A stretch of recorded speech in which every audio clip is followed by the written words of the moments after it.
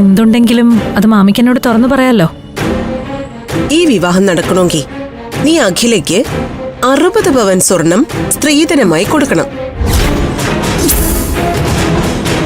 വിവാഹം കഴിഞ്ഞാലുടനെ താലിമാല ഒഴിച്ചുള്ള മുഴുവൻ സ്വർണവും എനിക്ക് എന്റെ സ്വാതന്ത്ര്യത്തിൽ കിട്ടണം. അത് 60 പവൻ ഉണ്ടാവുകയും വേണം.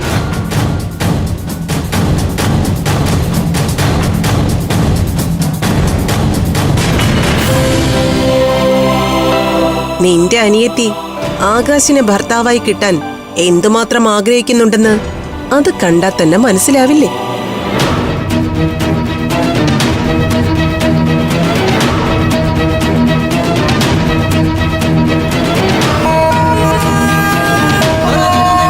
കല്യാണത്തിന് ശേഷം നിന്റെ അനിയത്തിയുടെ ജീവിതം അവൾ ആഗ്രഹിക്കുന്നത് പോലെ പോകണോ വേണ്ടയോ എന്ന് തീരുമാനിക്കുന്നത് ഞാനാ. എന്റെ അനിയത്തിക്ക് 60ഓ അതിൽ കൂടുതലോ സ്വർണം കൊടുക്കാൻ ഞാൻ തയ്യാറാ. പക്ഷേ ആ സ്വർണം അവൾ കണിഞ്ഞു നടക്കാനും സമ്പാദ്യമായി അവളുടെ കയ്യിലിരിക്കാനുമാ ഞാൻ ആഗ്രഹിക്കുന്നേ. ഞാൻ ഈ സ്വർണത്തിന്റെ കാര്യത്തിൽ ഇപ്പോൾ വാശി പിടിക്കുന്നത് എന്തിനാണെന്ന് നിനക്ക് നന്നായി അറിയാലോ. നീ കാരണം ദിവ്യപ്രഭയുടെ സ്വർണത്തിന്റെ പേരിൽ ഞാൻ ബന്ധുക്കളുടെയും നാട്ടുകാരുടെയും മുന്നിൽ അന്ന് നാണം കെട്ടത്. അതിനുള്ള പരിഹാരം നീ തന്നെ കാണണം. ഇതെന്തൊരു ചതിയാണ്. നീ പറഞ്ഞതുപോലെ നിന്റെ അനിയത്തിക്ക് നീ കൊടുക്കുന്ന സ്വർണം അണിഞ്ഞു നടക്കാൻ ആഗ്രഹിക്കുന്നുണ്ടെങ്കിൽ 60 പവൻ അവൾക്കും 60 പവൻ എനിക്കെന്താ? എങ്കിലേ ഈ കല്യാണം നടക്കൂ. നീ നല്ലോണം ആലോചിച്ചൊരു തീരുമാനം പറഞ്ഞാ മതി.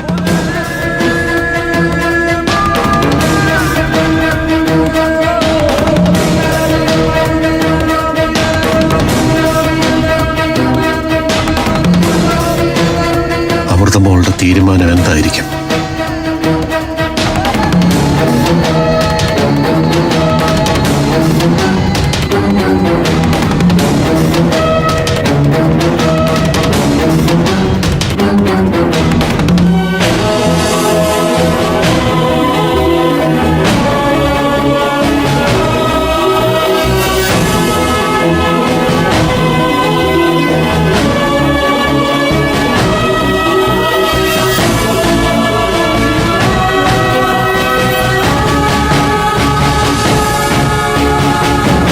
ആലോചിക്കാൻ ഒരു ദിവസത്തെ സമയം ഞാൻ തരാം. എന്നിട്ട് മറുപടി പറഞ്ഞാ മതി. ഈ കാര്യത്തിൽ എനിക്ക് ആലോചിക്കാൻ ഒന്നുമില്ല. എന്റെ അനിയത്തിക്ക് വേണ്ടി 60 പവൻ സ്വർണം ഞാൻ തരാം. പക്ഷെ കല്യാണം 3 മാസത്തിനുള്ളിൽ നടക്കണം. ഇന്ന് തൊട്ട് 100ാം ദിവസം ദിവ്യപ്രഭയുടെ സ്വർണം കൊടുക്കാന്ന് ഞാൻ വാക്കു കൊടുക്കാൻ പോവാ. നീ തരുന്ന 60 പവൻ സ്വർണം കിട്ടുന്ന നിമിഷം തന്നെ എന്റെ കുടുംബത്തിന്റെ ചുമതലകൾ മുഴുവൻ ഞാൻ അഖിലയ്ക്ക് കൊടുക്കും. എന്റെ വീട്ടിൽ ഒരു മരുമകളുടെ സ്ഥാനം ആയിരിക്കില്ല അവക്ക്, ഒരു മകളുടേതായിരിക്കും.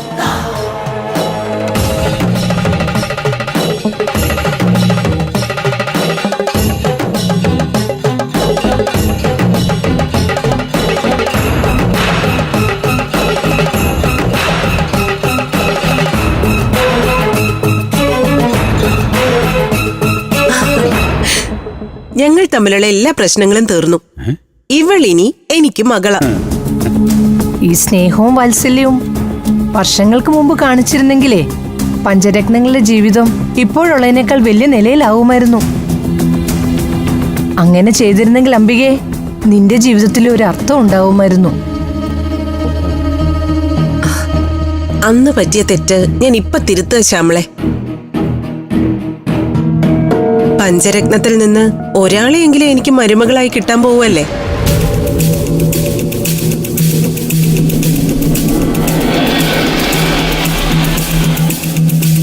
അഭിമന്യുവിന്റെയും വിവേകിന്റെയും ഫാമിലിയോട് സംസാരിച്ചു വേണം എൻഗേജ്മെന്റിന് ഡേറ്റ് ഫിക്സ് ചെയ്യാൻ.